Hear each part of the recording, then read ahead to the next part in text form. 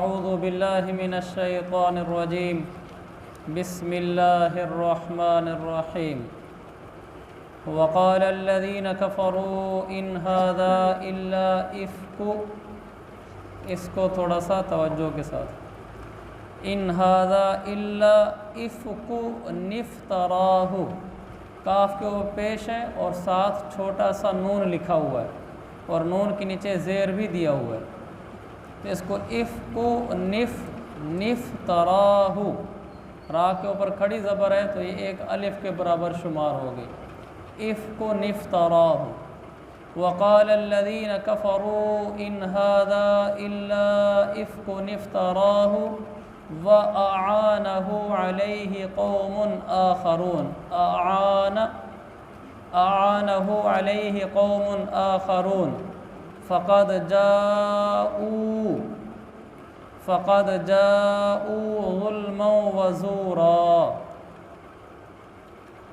جن لوگوں نے کفر اپنا لیا ہے وہ کہتے ہیں کہ یہ قرآن تو کچھ بھی نہیں ہے، بس ایک من گھڑت چیز ہے جو اس شخص نے، یعنی نعوذ باللہ حضور علیہ السلام کے بارے میں کہتے ہیں، جو اس شخص نے اپنی طرف سے اس قرآن کو گھڑ لیا ہے۔ وَأَعَانَهُ عَلَيْهِ قَوْمٌ آخَرُونَ، اور کچھ اور لوگوں نے بھی اس میں اس کی مدد کی ہے اس کو گھڑنے میں۔ اور پھر فرمایا اس طرح یہ بات کہہ کر یہ لوگ بڑے ظلم اور بڑے سفید جھوٹ پر اتر آئے ہیں۔ کافر یہ کہا کرتے تھے کہ یہ قرآن یہ اللہ کا کلام نہیں ہے، یہ اس کا اپنا گھڑا ہوا کلام ہے، اور کچھ لوگوں نے اس کی مدد بھی کی ہے اس کلام کو گھڑنے میں۔ جن لوگوں کے بارے میں وہ کہتے تھے کہ ان لوگوں نے مدد کی ہے، ان لوگوں سے مراد کچھ یہودی ہیں۔ تو یہ بڑی عجیب سی بات ہے کہ مشرکین مکہ کا یہ کہنا کہ یہودیوں نے ان کی مدد کی ہے اور ان کی مدد سے حضور علیہ السلام نے واقعات لکھ کر قرآن پیش کیا ہے۔ اگر یہ حقیقت ہوتا، ان کا ہم اعتراض ایک منٹ کے لیے مان ہی لیتے ہیں کہ ٹھیک ہے، حضور علیہ السلام نے مشرکین مکہ کو،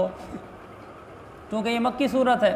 یہ بتانے کے لیے کہ میں اللہ کا نبی ہوں اور میرے پاس قرآن اترتا ہے، یہ بتانے کے لیے آپ علیہ السلام کچھ یہودیوں کے پاس گئے اور انہیں بتایا کہ تمہارے پاس جو پچھلی آسمانی کتابوں میں کچھ لکھا ہوا ہے اس میں سے کچھ مجھے بھی لکھواؤ اور میں لوگوں کو کہوں گا یہ قرآن ہے، تو میری نبوت کا سکہ چل جائے گا۔ یہ ان کا اعتراض تھا۔ اگر یہ حقیقت ہوتا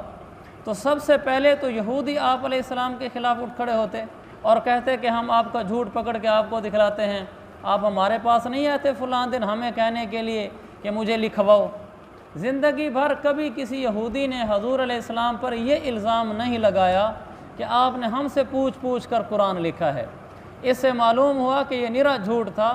ورنہ یہودیوں نے تو اور بڑی کوشش کی حضور علیہ السلام کو جھوٹا ثابت کرنے کی، لیکن یہ الزام کبھی بھی نہیں لگایا، اس لیے کہ اس الزام کی حقیقت نہیں تھی۔ اگر وہ یہ الزام لگاتے تو آپ پوچھتے بتاؤ میں کس یہودی کے پاس گیا ہوں۔ لہٰذا حضور صلی اللہ علیہ وسلم پر جو قرآن اترتا تھا یہ ڈائریکٹ اللہ کی طرف سے وحی تھا اور اللہ کا کلام تھا، اس میں کسی کی کوئی مدد شامل نہیں تھی۔ پھر وہ کافر کہتے ہیں وقالو، وہ کہتے ہیں اساطیر الاولین، آگے نون کو کاف کے ساتھ ملائیں گے تو نک پڑھیں گے، نک تتبہا، میں پھر پڑھتا ہوں وقالوا اساطیر الاولین اکتتبہا فہی تملی علیہ بکرۃ واصیلا۔ اور کافر کہتے ہیں کہ یہ تو پچھلے لوگوں کی لکھی ہوئی کہانیاں ہیں قرآن، جو اس شخص نے لکھوا لی ہیں اور صبح شام اس کے سامنے پڑھ کر سنائی جاتی ہیں۔ اسی اعتراض کو کافروں نے تھوڑا سا کھول کر بیان کر دیا کہ اصل میں یہ پچھلے لوگوں کی لکھی ہوئی کہانیاں ہیں، پھر آپ علیہ السلام نے لوگوں سے یعنی یہودیوں سے لکھوائی ہیں، پھر صبح شام اس کی تلاوت کرتے ہیں اور یہ کہتے ہیں کہ جی یہ قرآن ہے، حالانکہ ایسا یہ قرآن نہیں ہے، یہ تو جھوٹ بولتا ہے یہ شخص۔ حقیقت یہ ہے کہ وہ خود جھوٹ بولتے تھے، اس لیے کہ اگر یہ قرآن جھوٹا ہوتا، مشرکین مکہ نے اپنی زبانی سے تو کہا تھا کہ آپ صلی اللہ علیہ وسلم کے بارے میں کہ یہ صادق ہے، سچا ہے، 40 سال تک تو آپ رہیں سچے، آپ کی زندگی میں کوئی جھوٹ ثابت نہ ہو سکے۔ 40 سال کے بعد ایک دم آپ جھوٹے ثابت ہونا شروع ہو جائیں، یہ تو عقل کے بھی خلاف ہے۔ پھر زندگی میں آپ نے لوگوں کے معاملے میں تو کبھی جھوٹ نہ بولا ہو کہ کوئی آدمی کہے کہ حضور علیہ السلام نے مجھ سے فلاں دنیاوی موقع پر جھوٹ بولا ہے، تو دنیا کے معاملے میں تو کبھی جھوٹ نہ بولے اور وہ اللہ کے اوپر جھوٹ بولنا شروع کر دے، یہ بھی عقل کے خلاف ہے۔ پھر ایسا شریف و طبع انسان، پھر زندگی میں کوئی جھوٹ ثابت نہیں ہوا۔ پھر آپ نے قرآن میں جو کچھ بتایا کہ یہ اللہ کا کلام ہے، اس میں کہیں غلط کچھ ثابت نہیں ہوا۔ مشرکین مکہ نے کوئی زور لگایا، سر چڑھ کے زور لگایا قرآن کو جھوٹا ثابت کرنے کے لیے۔ ایک دفعہ ان کے کچھ آدمی جمع ہوئے اور مدینے پہنچ گئے۔ اس وقت اللہ کے نبی ابھی مکہ مکرمہ میں رہتے تھے، مدینہ میں یہودیوں کا راج تھا۔ اللہ کے نبی صلی اللہ علیہ وسلم جب مدینہ تشریف لے گئے تو یہودیوں کا راج تھا، تو انہوں نے یہودیوں کے پاس کچھ آدمی بھیجے مشرکین مکہ نے، اور ان کو کہا کہ یہ دو خاص ہمارے آدمی آئے ہیں، آپ ایسے چن چن کر ہمیں سوال بتائیں کہ جس کے سامنے یہ محمد نعوذ باللہ جھوٹا ہو جائے۔ آپ نے آسمانی کتابیں پڑھی ہوئی ہیں، پچھلے نبیوں کی کتابیں پڑھی ہیں، کوئی چن کر ہمیں سوال بتاؤ۔ اب ان کے یہودی اکٹھے ہوئے اور انہوں نے کہا ہم آپ کو 3 سوال بتاتے ہیں۔ پہلا سوال یہ ہے کہ اس شخص سے یہ پوچھو کہ روح کیا چیز ہے۔ دوسرا سوال یہ ہے جس کے بارے میں ان کا خیال تھا کہ اس محمد کو تو بالکل ہی پتہ نہیں ہوگا، اور ہونا بھی نہیں چاہیے تھا اگر آپ نبی نہ ہوتے، اس لیے کہ جو سوال انہوں نے ڈالا تھا وہ سوال کسی آسمانی کتاب میں تھا نہیں سوائے کوئی اشارے کے۔ انہوں نے کہا جی دوسرا سوال یہ ہے کہ اس سے پوچھنا کہ وہ غار والوں کا کیا قصہ ہے، وہ جو چند نوجوان غار میں گئے تھے ان کا کیا قصہ ہے۔ اب یہ قصہ پچھلی کتابوں میں یا تو تھا نہیں یا بالکل برائے نام تھا، اور حضور علیہ السلام کے بارے میں سب کو پتہ تھا کہ آپ امی ہیں، کہ آپ پڑھنا بھی نہیں جانتے، آپ لکھنا بھی نہیں جانتے، اور آپ کا کوئی استاد بھی نہیں ہے دنیا میں جس نے آپ کو لکھنا پڑھنا سکھایا ہو۔ تو جس آدمی کو نہ لکھنا آتا ہو، نہ پہلے کی لکھی ہوئی کتابوں کو پڑھنا آتا ہو، اور اس سے کتابوں ایسا واقعہ پوچھا جو پچھلی کتابوں میں کہیں لکھا ہوا ہے، تو اس نبی کو تو پتہ ہی کوئی نہیں چلنا، یہ یہیں غلط ثابت ہو جائے گا۔ تیسرا سوال ان سے پوچھنا کہ اس بادشاہ کا واقعہ سناؤ جس نے مشرق سے لے کر مغرب تک کا سفر کیا، وہ کون بادشاہ تھا۔ جب وہ 3 سوال لے کر آئے تو اللہ کے نبی صلی اللہ علیہ وسلم نے روح کے بارے میں ان کو بتا دیا کہ میرا رب کا حکم ہے۔ دوسرا انہوں نے کہا کہ اچھا وہ غار والوں کا قصہ سنو۔ یہودی بڑے خوش تھے کہ اس شخص کو پتہ چلنا کوئی نہیں اور ہمارا کام ہو جانا ہے، ہماری بھی دھاک بیٹھ جائے گی کہ ہم نے ایسا سوال پوچھوایا کہ جواب بھی نہیں آیا۔ اللہ کے نبی تو سچے نبی تھے، آپ پر تو وحی اترتی تھی، قرآن اترتا تھا، جبریل پوری سورت کہف لے کر آ گئے اور کئی رکوع اتار دیے۔ پھر جو آپ شروع ہوئے سورت کہف پڑھنا اور واقعہ بیان کرنا غار والوں کا، تو وہ یہودیوں تک جب پہنچا یہ واقعہ کہ اس نبی نے جواب دے دیا ہے، وہ خود اپنے منہ میں انگلیاں لے کے بیٹھے تھے، ہے اس کو کہاں سے اتنا تفصیل سے پتہ چل گیا۔ اللہ کے نبی نے اتنا تفصیل سے بیان کیا کہ اتنا تفصیل سے ان کی کتابوں میں بھی نہیں تھا، ان کی عقل کے دریچے کھل گئے۔ پھر انہوں نے تیسرا پوچھا کہ وہ بادشاہ سناؤ جس نے مشرق سے مغرب کا سفر کیا، تو آپ نے پھر اس کا 16ویں سپارے کے شروع میں سورہ کہف کے آخر میں آپ نے پھر ان کو بتایا کہ یہ کون تھے۔ فرمایا ذوالقرنین بادشاہ تھا، اس نے مشرق میں سفر کیا، آخر تک پہنچا تو وہاں کون لوگ تھے، مغرب میں سفر کیا، آخر تک پہنچا تو وہ کون لوگ تھے، کون سی بولی بولتے تھے اور کیسی ان کی رہائش تھی، کس طرح وہ گھر بناتے تھے، سارا پڑھ کے سنا دیا۔ پھر بھی مشرکین مکہ کہنے لگے کہ نہیں یہ جادوگر ہے۔ جب نہ مانے تو اس کا تو پھر کوئی حل نہیں ہے۔ یہ اللہ کے نبی کو کہا کرتے تھے کہ ہمارا اوپر فلاں سا معجزہ لے ہو، فلانا معجزہ لے ہو، تو اللہ کے نبی کے سینہ میں چونکہ امت کا درد تھا کہ کیسے امت ہدایت پر آ جائے، تو آپ صلی اللہ علیہ وسلم کا دل بعض دفعہ کڑتا تھا کہ یہ جو معجزہ مانگ رہے ہیں نا، یہ معجزہ میں ان کو دے ہی دوں تاکہ یہ ایمان لے آئیں۔ اللہ نے فرمایا میرے حبیب یہ نرے ہٹ دھرم ہیں، ان کے سامنے سوائے ہٹ دھرمی اور کچھ نہیں۔ اگر یہ آپ کے سامنے یوں کہیں کہ بھئی آسمان سے بادل کا ٹکڑا نیچے گرے، پھر یہ مان لیں گے، اور آپ کے سامنے گرتا ہوا نظر بھی آ جائے تو سحاب مرکوم، یہ آپ کے سامنے جب دیکھیں گے کوئی اوپر سے کتاب منگوائیں یا اوپر سے کوئی فرشتہ لے کر آئے کتاب، کچھ اوپر سے ہو جائے تو یہ کہیں گے کہ نہیں، نہ یہ بادل ہے، نہ یہ آسمان ہے، نہ یہ کتاب ہے، یہ تو بادل کا کوئی ٹکڑا لگتا ہے، یہ چٹے مکر جائیں گے اسی وقت ہی کہ میرے نبی یہ نرے ہٹ دھرم ہے اور کچھ بھی نہیں ہے، ورنہ ان کی نسلوں کو بھی سمجھ آیا ہوا کہ قرآن سچا ہے۔ ابو جہل کا ایک دوست مسلمان ہو گیا، تو ایک دن ابو جہل کو کہنے لگا وہ یاد ہے بات؟ کہنے لگا کیا؟ کہ تو نے کہا نہیں تھا ان محمدن لصادقن، کہ رب ذوالجلال کی قسم، اللہ کو تو مانتے تھے، رب ذوالجلال کی قسم محمد نرا سچا ہے، کہ وہ بات یاد نہیں ہے؟ تو کہنے لگا یاد ہے۔ کہ پھر کلمہ کیوں نہیں پڑھتا؟ کہ کلمہ اس لیے نہیں پڑھتا، قریش کی لڑکیاں کیا کہیں گی کہ ایک یتیم کے پیچھے چل پڑا ہے سردار ہو کر، کا ناک کٹتی ہے، ورنہ تیری بات سچی ہے تو یہ سچا ہے۔ اس لیے میرے عزیز بھائیو، میرا نبی بھی سچا تھا، قرآن بھی سچا ہے، حرف حرف سچا ہے، کہیں اس میں کذب نہیں، کہیں غلطی نہیں، کہیں جھوٹ نہیں۔ قرآن شروع یہاں سے ہوتا ہے، الف لام میم ذالک الکتاب لا ریب فیہ، یہ قرآن سچا ہے، اس میں شک نام کی کوئی چیز ہی نہیں ہے۔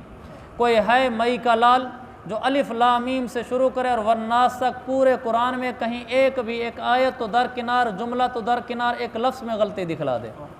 آج تک دنیا نے دکھلا سکی، سب نے سارے زور لگا لیے، لیکن سب خود جھوٹے ثابت ہوتے گئے، لیکن قرآن نہ ثابت ہو سکا جھوٹا ان سے۔ اللہ نے میں ایسا سچا کلام عطا فرمایا ہے اور ایسا سچا نبی عطا فرمایا ہے۔ اللہ خود فرماتا ہے کہ میرا نبی سچا ہے۔ ایک محدث گزرے یحییٰ بن اقسم،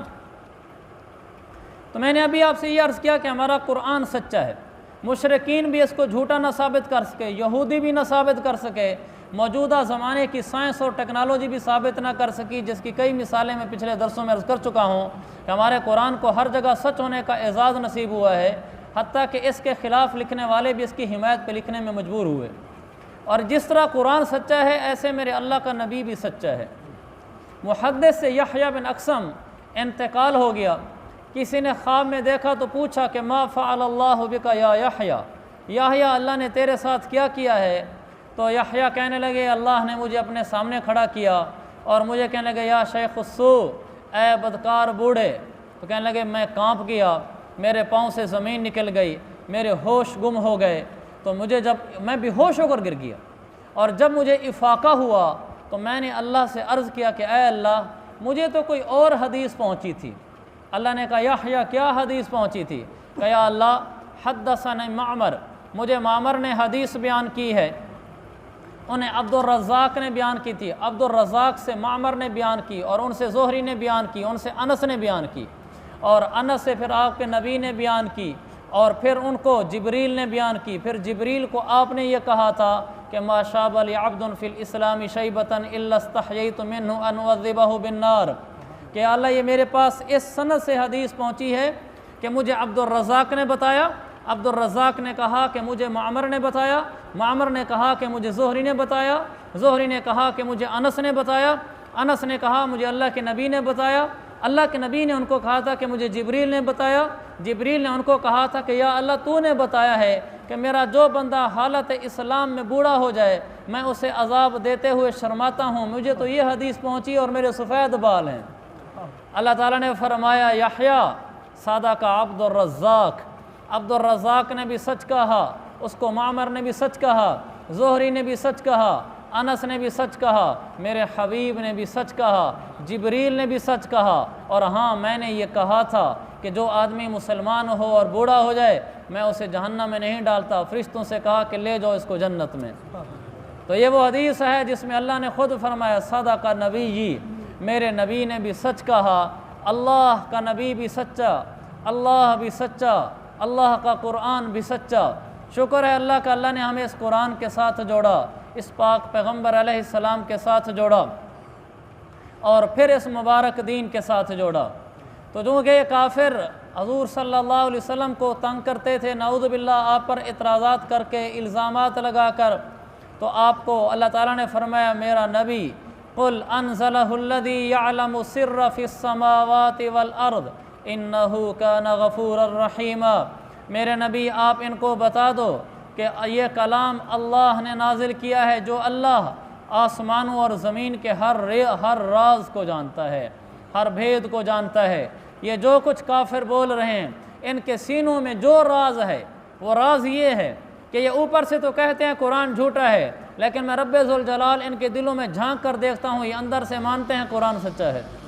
ان کو بتا دو کہ اللہ تعالیٰ کہہ رہا ہے کہ میں تمہارے اندر کے راز جانتا ہوں، انہ کان غفورا رحیما، قربان جو میں رب ذوالجلال پر، آگے یہ نہیں کہا کہ میں ان کے دلوں کے راز جانتا ہوں، یہ منافقت کر رہے ہیں، جھوٹ بول رہے ہیں، ان کو کہو کہ تیرے رب کی پکڑ بڑی سخت ہے۔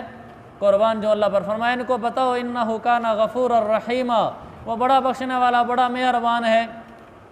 ان کے دل کی چوریوں سے تو میں ہی واقف ہوں، اگر یہ میرے آگے آ کر جھک جائیں اور معافی مانگ لیں، توبہ کر لیں، باوجود یہ کہ دل میں غلط چھپائے پھرتے رہے، لیکن ایک دفعہ توبہ کر لی تو میں ان کے سارے گناہوں کو معاف کر دوں گا۔ رحیمہ، ان پر اپنی رحمت کی چادر تان دوں گا، ان کے پچھلے گناہ معاف کر کے غفرت لک ولا ابالی، ان کو تانے بھی نہیں دوں گا کہ اب تک تو میرے نبی کے دشمن رہے اور اب میرے آگے کلمہ پڑھنے آتے ہو۔ ان کو بتا دو رحیمہ، میں تیرا رب بڑا رحیم ہے کہ اگر تو کافر آ کر کلمہ بھی پڑھ لے گا تو میں رب معاف کر دوں گا۔ اس لیے میرے بھائی، اللہ نے میں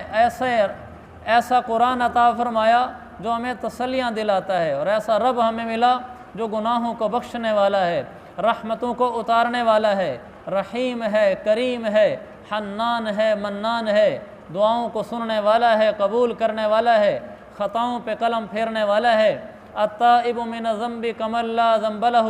آقا مدنی علیہ السلام نے فرمایا جب کوئی انسان گناہوں سے توبہ کر لیتا ہے وہ اللہ کو ایسا غفور و رحیم پاتا ہے کہ جس وقت وہ گناہوں سے توبہ کرتا ہے اللہ اس کی زندگی کے سارے گناہوں پر فرشتے سے قلم پھروا دیتا ہے، ایک گناہ بھی اس کا باقی نہیں رہتا۔ کمن لا ذنب لہ، عربی گرامر کے لحاظ سے اس کا ایک گناہ بھی باقی نہیں رہتا، اللہ سارے گناہ دھلوا دیتا ہے، فرشتوں کو بھلوا دیتا ہے، نامہ اعمال سے مٹوا دیتا ہے، قیامت والے دن یاد بھی نہیں کرواتا۔ یہ مطلب ہے اس کا کہ جب اللہ توبہ قبول کرتا ہے، گناہ معاف کرتا ہے، فرشتوں کو یاد نہیں رہتا، نامہ اعمال میں نام و نشان تک نہیں ہوتا، قیامت والے دن آئیں گے تو اللہ یاد دہانی بھی نہیں کرائے گا کہ تم نے یہ گناہ کیے تھے، جو معاف کیا سو معاف کیا۔ تو ہمیں ایسا رب ملا ہے، ایسا خدا ملا ہے، ایسا اللہ ملا ہے جو بخشنے کے لیے انتظار میں ہے۔ سستی اور کوتاہی صرف ہماری طرف سے ہے، بس اور کسی کی طرف سے نہیں ہے۔ آگے وہ حضور علیہ السلام پر اعتراض کرتے تھے کہ یہ انسان بن کر کیوں آیا ہے، یہ بشر کیوں ہے، یہ کوئی فرشتہ ہوتا، ہمارے سامنے نبی بن کر آیا ہے تو اس کو بشر نہیں ہونا چاہیے۔ تو اعتراض کرتے تھے، وقالوا ما لهذا الرسول، اس رسول کو کیا ہوا ہے، یأکل الطعام ویمشی فی الاسواق، یہ ہم انسانوں کی طرح کھانا کھاتا ہے، بازاروں میں چلتا پھرتا ہے، یہ کوئی ہمارے سامنے فرشتہ بھیجا جاتا نبی پھر ہم مانتے، ہم اس انسان کو نبی نہیں مانتے۔ تو یہ بھی ان کی چال بازی تھی، حالانکہ حقیقت یہی تھی، اگر نبی انسان ہو تو ان کو نبی ماننا آسان ہے اور ان کی اقتداء کرنا آسان ہے۔ اگر یہ نبی فرشتہ ہوتا، ان کافروں کا، بدبختوں کا سب سے پہلا اعتراض یہی ہونا تھا کہ یہ تو فرشتہ ہے، اور فرشتوں کی کیا صفت ہے، وہ نہ کھاتے ہیں، نہ پیتے ہیں، نہ سوتے ہیں، نہ بیوی کی ضرورت، نہ بچوں کی ضرورت، نہ مکان کی ضرورت، نہ بھوک، نہ پیاس۔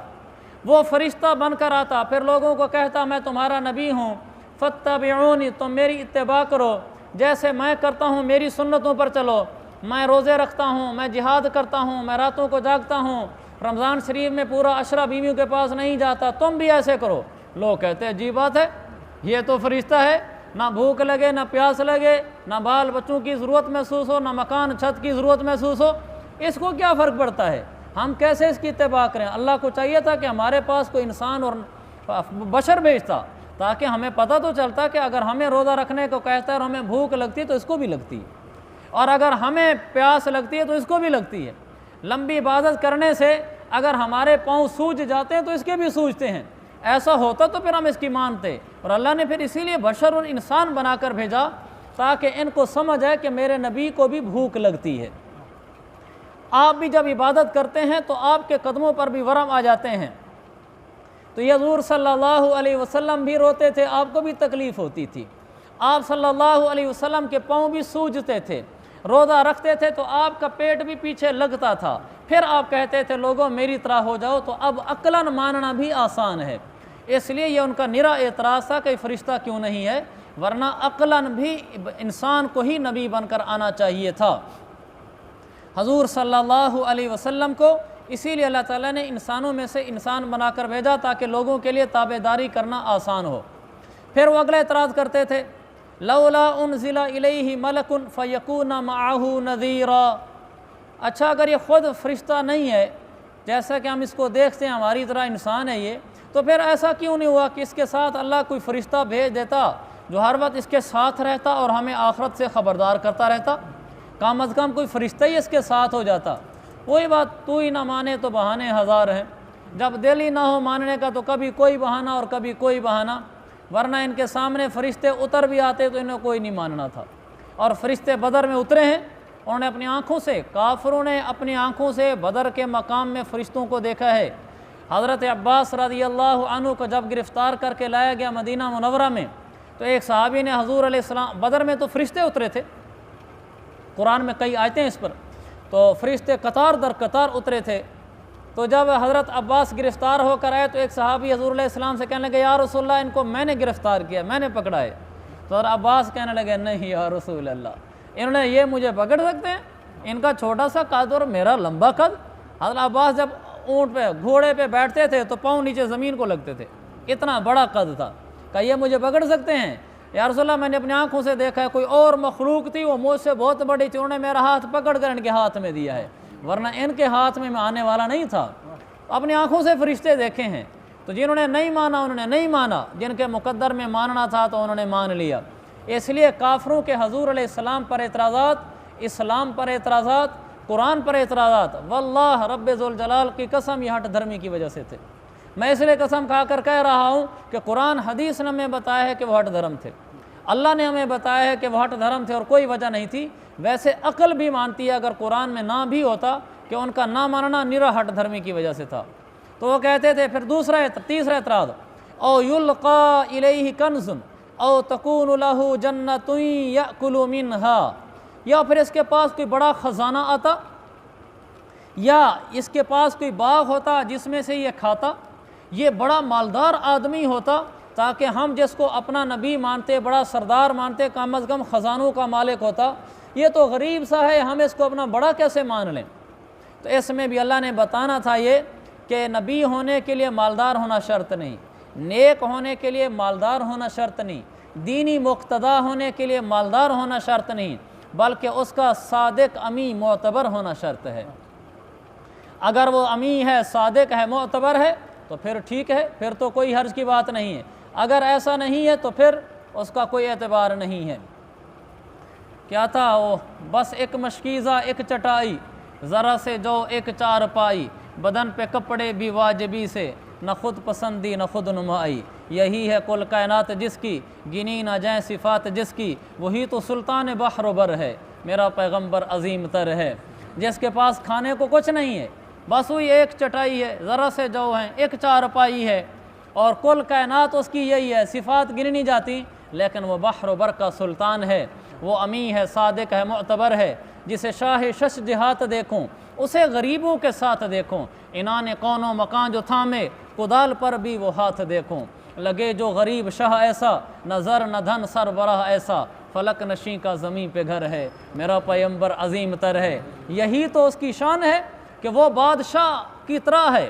بادشاہوں کا مقام ہے لیکن غریب لگتا ہے، وہ بادشاہ ہے لیکن غریبوں کے ساتھ بیٹھتا ہے، وہ چاہے تو دنیا چلائے، وہ کدال پکڑ کر بیٹھتا ہے، وہ اتنی عاجزی والا متواضع ہے، اس کے گھر میں غربت ہے لیکن وہ اپنے رب کا سچا نبی ہے۔ تو اللہ تعالیٰ نے بتایا مال ضروری نہیں ہے، اس کا امی صادق اور معتبر ہونا ضروری ہے۔ رسول پاک صلی اللہ علیہ وسلم فرماتے ہیں، آج بھی بعض لوگ یہ اعتراض کرتے ہیں کہ مولوی غریب ہوتے ہیں، تو پھر کیا ہو گیا اگر غریب ہوتے ہیں تو؟ سب سے بڑے غریب تو میرے پیغمبر تھے، اور ایسے غریب تھے، حدیث صحیح ہے، امی عائشہ فرماتی ہیں، رأینا الہلال ثم الہلال ثم الہلال، کہا واللہ ہم نے ایک چاند دیکھا، پھر دوسرا دیکھا، پھر تیسرا دیکھا، پہلی کا چاند، یعنی 2 مہینے پورے گزر جاتے تھے۔ وَمَا أُوقِدَ فِي أَبْيَاتِ رَسُولِ اللَّهِ نَارٍ، رسول اللہ کے 9 گھروں میں سے کسی گھر میں آگ نہیں جلتی تھی، کھانے کو روٹی نہیں پکتی تھی، کھانے کو سالن نہیں پکتا تھا۔ حضرت عروہ نے کہا، پھر امی عائشہ سے پوچھا، خالہ جان، یہ عروہ ان کے بھانجے ہیں، کہا خالہ جان پھر گزارا کیسے ہوتا تھا، آخر انسان ہے؟ فرمایا الاسودان التمر والماء، کھجور کھا کر پانی پی لیا کرتے تھے، یہی گزارا ہوتا تھا۔ اس نبی کے گھر تو فقر و فاقے کا یہ عالم ہو، تو اس لیے غربت تو کوئی ناکامی کی دلیل نہیں ہے، غربت تو کوئی چھوٹے پن کی دلیل نہیں ہے۔ اللہ نے اپنے نبی کو غریب رکھا، اللہ کا یہ نظام رہا ہے شروع سے، دین ہمیشہ غریبوں کے پاس رہا ہے، ہمیشہ غریبوں کے پاس رہا ہے، ہمیشہ غریبوں کے پاس رہا ہے۔ البتہ ہر زمانے میں چند افراد جو دیندار تھے اور امیر بھی تھے، علماء بھی تھے اور امیر بھی تھے، بڑے درجے کے محدثین فقہاء بھی تھے اور امیر بھی تھے، چند ایک اللہ نے ہر زمانے میں ایسے رکھے تاکہ لوگوں کو اللہ یہ بتا سکے کہ قیامت والے دن کو یہ نہ کہہ سکے کہ اللہ میرا تو بڑا زمیندارہ تھا، میرا تو بڑا کاروبار اور بزنس تھا، میں کیسے دین پر چلتا۔ تو اللہ تعالیٰ سامنے لا دے گا اس زمانے کے علماء کو، دیکھو اس کا کتنا بڑا بزنس اور کاروبار تھا لیکن 100% شریعت کے مطابق چلتا تھا اور دین کو ٹائم دیتا تھا، دیکھو اس کا کتنا بڑا زمیندارہ تھا لیکن 100% شریعت کے مطابق چلتا تھا اور دین کو ٹائم دیتا تھا، تم اس سے بڑے تو نہیں آ گئے تھے۔ یہ اللہ نے حجت تام کرنے کے لیے ہر زمانے میں رکھ دیے، ورنہ اللہ کی سنت یہی رہی ہے کہ غریبوں کے پاس دین آیا ہے، امیر کا دین کو قبول کرنا عامتاً عادتاً عموماً مشکل ہوتا ہے، الا ماشاءاللہ جس پر اللہ کی رحمت ہو جائے، ورنہ امیر کے لیے دین کو قبول کرنا مشکل ہوتا ہے اور غریب کے لیے ذرا آسان ہوتا ہے۔ اللہ نے اپنے سارے نبیوں کو غریب بنایا سوائے چند ایک کے، سارے صحابہ کو غریب بنایا سوائے چند ایک کے، سارے علماء کو غریب بنایا سوائے چند ایک کے، سارے نیک لوگوں کو اللہ تعالیٰ نے مجموعی اور اکثریت کے اعتبار سے غریب رکھا سوائے چند ایک کے۔ لہذا غربت یہ کوئی دلیل نہیں ہے کہ انسان ناکام ہے، انسان چھوٹا ہے۔ تو اللہ تعالیٰ نے فرمایا پھر کیا ہوا اگر ان کے پاس مال نہیں ہے؟ اللہ کے نبی نے میرے عزیز بھائیو ہماری وجہ سے غربت اختیار کی تھی۔ اللہ کے نبی امیر بن سکتے تھے، حدیث میں آتا ہے، ترمذی کی روایت ہے کہ حضور صلی اللہ علیہ وسلم فرماتے ہیں عرض علی ربی لیجعل لی بطحاء مکہ ذہبا، میرے رب نے میرے اوپر مکہ کے پہاڑ پیش کیے، مکہ کے پہاڑ۔ کس لیے؟ کہا میرے اللہ نے مجھے کہا کہ محمد اگر کہے تو مکہ کے پہاڑوں کو سونا بنا دوں تیرے ساتھ چلا کریں۔ تو میں نے کیا کہا؟ میں نے کہا نہیں یا اللہ، اجوع یومن و اشبع یوما، اے اللہ میں یہ سونے کے پہاڑ نہیں لینا چاہتا، پہاڑ تو بڑی دور کی بات ہے، میری خواہش یہ ہے کہ محمد مصطفیٰ صلی اللہ علیہ وسلم کے گھر میں ایک دن روٹی پکے اور ایک دن نہ پکے، ایک دن کھانا کھاؤں اور ایک دن بھوکا رہوں، جس دن کھانا کھاؤں اس دن آپ کا شکر ادا کروں، اور جس دن بھوکا رہوں تو اس دن آہ زاری کروں اور تجھے پکاروں۔ اللہ میں تو اس طرح زندگی گزارنا چاہتا ہوں، میں نہیں رہنا چاہتا ان پہاڑوں اور سونوں والوں کے ساتھ۔ ایک دفعہ آپ نے عائشہ سے کہا کہ عائشہ اگر میں چاہوں تو میرے ساتھ ساتھ پہاڑ سونے کے پھرتے رہیں، لیکن میں نے اس کو پسند نہیں کیا، اس لیے کہ میری امت کا غریب کیا کرے گا، وہ تسلی کہاں سے پکڑے گا؟ وہ کہے گا میرا نبی تو بہت اونچی اعلیٰ زندگی میں تھا، میں تو بڑا غریب ہوں۔ لیکن جب اس امت کا غریب اپنی غربت کو دیکھ کر میرے آقا کی غربت کو دیکھے گا تو تسلی پائے گا، میرے گھر روٹی تو پکتی ہے، وہاں 2 مہینے روٹی نہیں پکتی تھی، وہاں 2 مہینے سالہ نہیں پکتا تھا، کھجور اور پانی پہ گزارا ہوا کرتا تھا، تو پھر اس کے دل میں تسلی آئے گی۔ میرے آقا مدنی نے ہم جیسوں کو تسلی دینے کے لیے اپنی اختیاری طور پر غربت برداشت کی ہے، 63 سال کی غربت برداشت کی ہے، 63 سال کی۔ ہمارے اوپر 1 سال بھی حالات ڈاواڈول ہو جائیں تو ہم رب کی ناشکری پر اتر آتے ہیں، اور اس پیغمبر نے مال ہونے کے باوجود، یعنی مال منگوانا چاہتے منگوا سکتے تھے، مال لے سکنے کے باوجود 63 سال اس طرح غربت میں گزارے ہیں کہ ایک دفعہ آپ چارپائی پر لیٹے ہوئے تھے، یوں الٹے لیٹے ہوئے تھے اور اپنا پیٹ مبارک چارپائی کے جو سائیڈ والی لکڑی ہوتی اس پہ مل رہے تھے، تو آپ کے پاس امی عائشہ نے کہا کیا بات ہے؟ کہا عائشہ بھوک اتنی زیادہ ہے کہ پیٹ میں درد ہے، تسلی کر رہا ہوں کہ لکڑی لگے گی کچھ تسلی ہو جائے گی۔ تو میرے عزیز بھائی اس نبی کے لیے کیا مشکل تھا، وہ اپنے ساتھ سونے کے پہاڑ چلوا دیتا میرے آپ جیسوں کو تسلی دینے کے لیے۔ اور آج میں اور آپ چند روپے اور پیسوں کے پیچھے بک جاتے ہیں، کبھی رشوت لے لیتے ہیں، کبھی جھوٹ بول دیتے ہیں، کبھی سودا غلط بیچ دیتے ہیں، کبھی کسی کا روپیہ کھا لیتے ہیں، صرف اس لیے کہ پیسہ بڑھے اور پیسہ بڑھے اور پیسہ بڑھے۔ اور میرے نبی نے غربت کے ساتھ زندگی گزار کر یہاں سے دنیا سے آخرت میں تشریف لے گئے، ہمیں یہ بتا گئے کہ مال اصل نہیں ہے، اتباع اصل ہے، دینداری اصل ہے، تقوی اصل ہے، رب کو راضی کرنا اصل ہے۔ اگر یہ نہیں ہوا تو پھر کچھ نہیں ہوا۔ اس لیے آخر میں پھر آخری جملہ وقال الظالمون ان تتبعون الا رجلا مسحورا، یہ ظالم لوگ کہتے ہیں مسلمانوں سے کہ یہ تم جس آدمی کے پیچھے چل رہے ہو اس پر تو جادو ہوا پڑا ہے۔ اللہ نے کہا، اللہ تو چونکہ دل جانتا تھا کہ انظر کیف ضربوا لک الامثال فضلوا فلا يستطيعون سبیلا، کہ میرا حبیب ان کو دیکھ تو صحیح کیسے آپ کے بارے میں باتیں بناتے ہیں، گمراہ ہو گئے ہیں، یہ سیدھے راستے پر آنا ہی نہیں چاہتے، آئیں گے بھی نہیں۔ تو اللہ کو پتہ تھا کہ یہ باتیں بنا رہے ہیں، حقیقت کچھ نہیں ہے۔ اس لیے حقیقت وہی ہے کہ اللہ سچا، اللہ کا کلام سچا، اللہ کا حبیب سچا، اللہ کا دین سچا، اسی پر اللہ ہمیں جینا، اسی پر مرنا اور اسی پر ہمارا حشر فرمائے۔ وآخر دعوانا ان الحمدللہ رب العالمین۔ سنتیں انشاءاللہ کل کر لیں گے۔ پیچھے جو ہماری جمعہ اس کی نماز کی سنتیں چل رہی تھیں، نماز کا طریقہ مکمل ہو گیا تھا، میرا ارادہ تھا انشاءاللہ کل جو ہے پوری نماز کا طریقہ میں عرض کر دوں گا۔ درس ہم 20 منٹ میں ختم کر لیں گے، آخری 5-10 منٹ میں پورا نماز کا طریقہ شروع سے لے کر آخر تک ایک مجلس میں ہو جائے گا، تو اس کی ذرا دہرائی ہو جائے گی۔ پہلے ذرا تھوڑا تھوڑا بیان ہوتا رہا ہے۔ اللہ عمل کی توفیق